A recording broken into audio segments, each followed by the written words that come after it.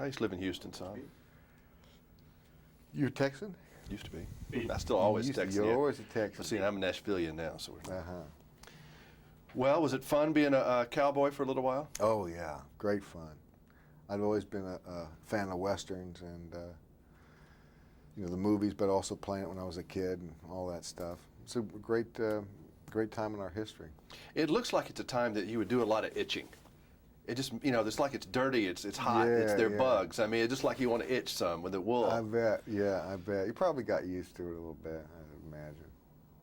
I mean, it looks like it had to be a difficult time, though, for those people. I mean, just in every which way, from the medical to the food to the conditions to everything. It had to be a hard life. Yeah, very, very. When you did your research, what did you learn about this guy that you maybe didn't know? I didn't really know too much about him before I started. And there's a fellow, Joseph Rosa, who is really the expert on Hickok. And I read his books and looked at his collection of photographs.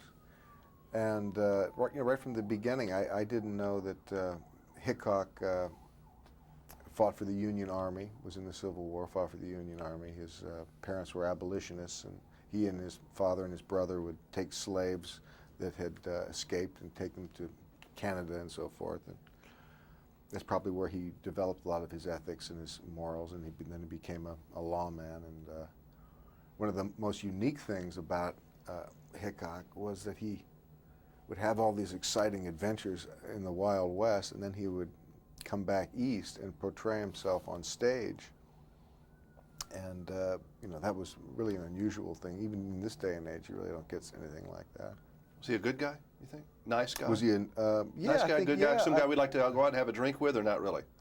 No, I think so. I don't think he was, a cold guy. I think he was, pretty charming and kind of a gregarious guy. He wouldn't want to get on his bad side. Don't mess with his hat. Don't mess with his hat. Don't touch his hat. Is that something out of history, or is that something with the movies? Don't touch his hat. I think that was, I don't think that, was a line that he said that's lived to this day. I don't think so.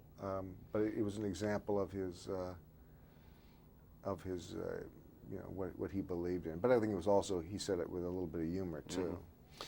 For you get so into these parts. What was the hardest thing about playing this guy? Was it the gunfire and the gun handling of the revolvers? That had to be kind of tricky.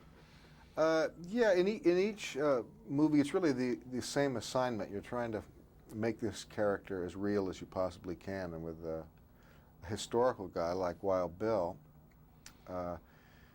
you have the challenge of getting the times right, what it was like to live in those times, and accents and the gun work and all those things. And what I try to do is surround myself with experts in those fields. So with the dialogue, we had Robert Easton, who was a great dialogue coach and helped with the how to speak that way. And Thel Reed was a coach for the guns, who was the current fastest draw. So we had these guys on board, and they really helped out a lot. Did you ever blow it in a scene? Get not perfect? Oh, all the time. Oh, gosh. The outtakes might be funny, in other words? Yeah, might be. Because that's a lot of tricky stuff you got going there and all that. Yeah, he wore his guns in a peculiar way. How about Walter Hill as a director? Is he a little different from the other people you've worked with, or? He was such a great guy to work with, especially for this show, because he is an expert on the West, and he was also the screenwriter of the piece. So it has a lot of authenticity, and then himself, he was a kind of a role model, because he reminds me of somebody who maybe was born a century ago. He's got something about him. He's not your typical sensitive 90s guy. Nice seeing you. Nice seeing you. Yeah, you don't mess around with Walter Hill.